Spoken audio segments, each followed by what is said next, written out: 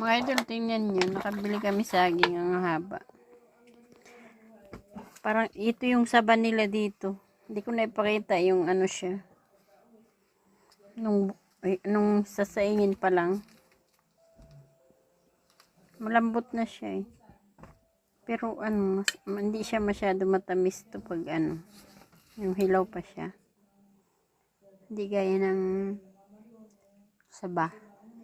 Ibang saba sa atin. Kaya, pero ito yung ginagawa nilang ano, turon.